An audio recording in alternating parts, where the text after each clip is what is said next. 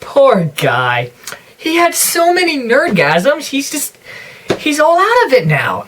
Don't worry, I know how to fix this. Kingdom Hearts 3 has a Tangled level.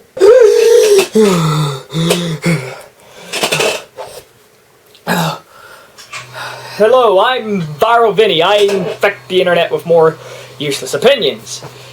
E3 just happened, and I mean... Wow, like... This is a little embarrassing. Could you excuse me for about 30 seconds? There was an accident in my pants, somehow. I'm not quite sure how that happened. Man, can't believe I lasted a whole 30 seconds. A new record! For those of you who may not know, E3 is a big gaming convention where a lot of developers and publishers and the whole gaming community just comes together to celebrate how awesome gaming is by announcing a bunch of new games and add-ons and properties.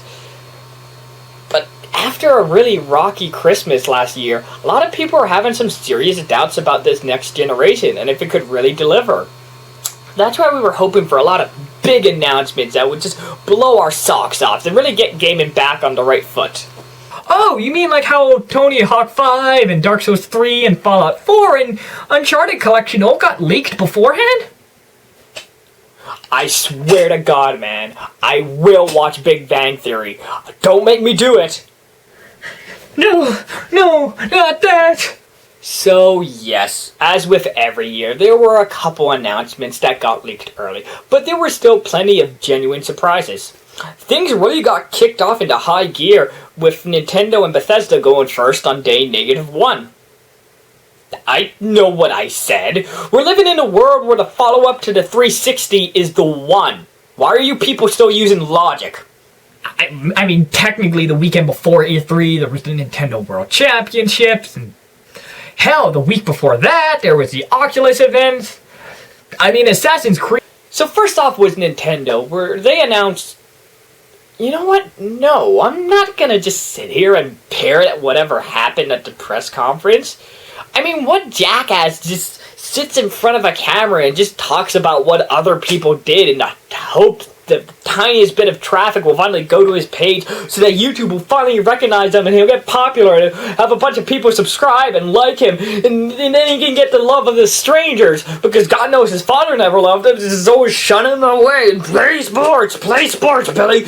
And mom, she just sat there. I mean, that person would be a freaking jackass. No, instead, what I'm gonna do is look at the common themes of E3 and really not only what it means for this holiday season, but for the future of gaming moving forward. Oh, we're not selling out now. One of the easily biggest trends to notice was the inclusion of a lot more women in, not just in terms of characters, but also developers and really in the industry as a whole this year.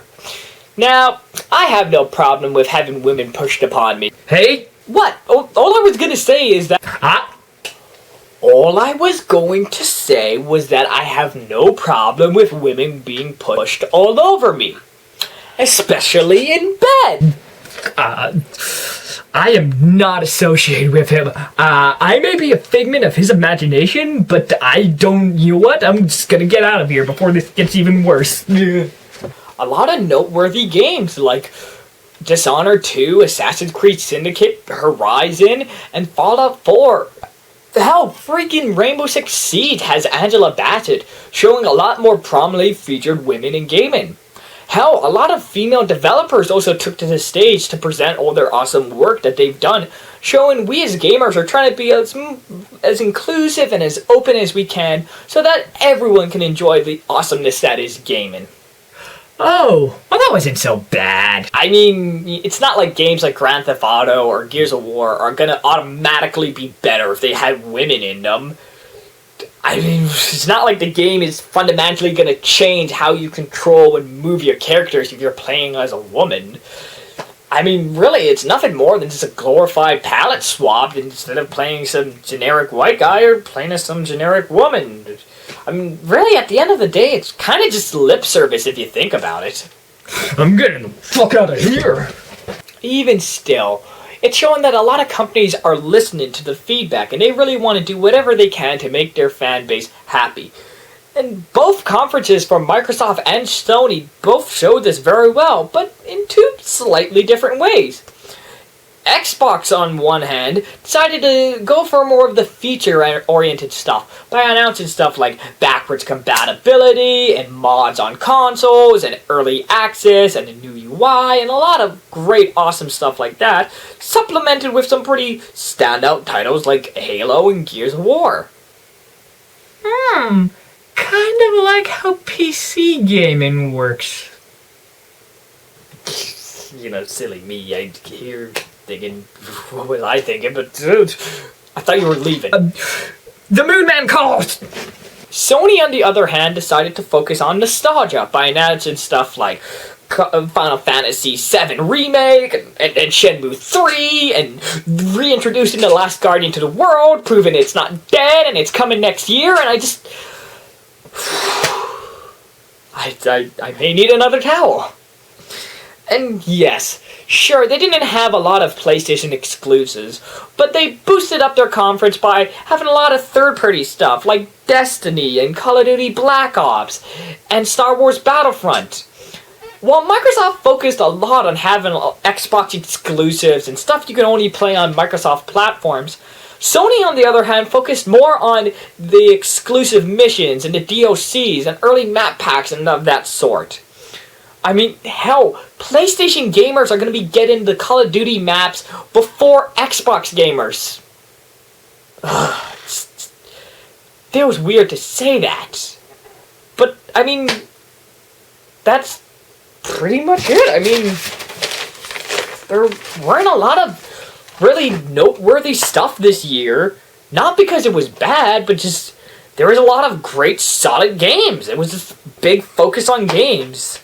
Yeah, there were little nitpicks like, you know, Nintendo having a weak press conference, and Sony still really doesn't have a game for this holiday season.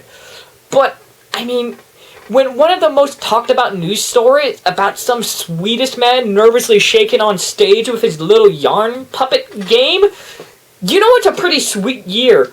There were no complaints about frame rates or renders or nothing. Just people celebrating how awesome games are and how the awesome games we're going to be getting this holiday season. And really, at the end of the day, that's probably the best E3 we've had in a long time. I'm Viral Vinnie, infecting the internet with more useless opinions, and I gotta go wash all this filth off.